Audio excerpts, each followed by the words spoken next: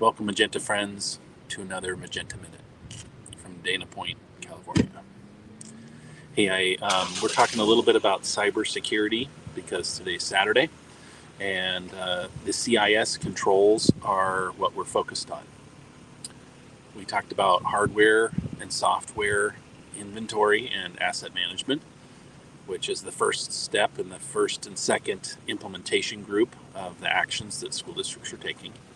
And then we talked a little bit more about software inventory and shrinking the attack surface for malicious actors to try to attack and get student data or staff and student information, family information, referring to the Family Internet Protection Act, FERPA.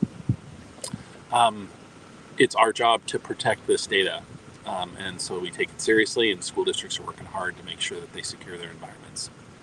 This week, we're talking a little bit about account management and access control management, implementation groups 5 and 6. Account management first, the areas that involves this is establish and maintain inventory of accounts, use unique passwords, disable dormant accounts, restrict administrator privileges, and establish and maintain inventory of service accounts. So this means that your IT help desk actually can't get into every account. And even the administrator who runs your instance of Google Admin or the Active Directory on the Microsoft side doesn't have full rights and access to everything.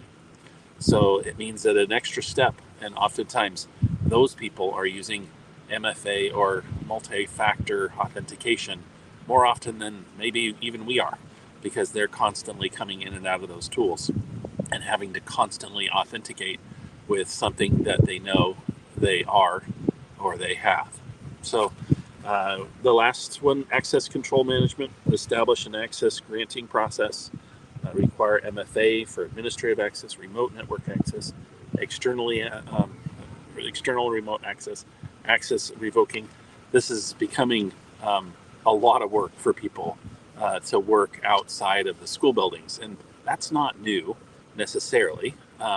Sometimes we've even had set up where you could use a VPN, a virtual private network, and tunnel your way into the school district as if you were inside the district itself. Now people work from everywhere on every device, and so first securing the devices, then securing the software, shrinking the access, and then making sure that MFA is in place. School districts at this point, if they aren't working on FMA, MFA, the multi-factor authentication, they're at risk. They're behind the pack, and you do not want to be behind the pack, because if you're the one that's easiest to attack, you are going to be the ones that the attackers attack first. I hope this helps kind of clarify some things as we get through the CIS controls and we focus on Saturdays on cybersecurity. Have a fantastic weekend.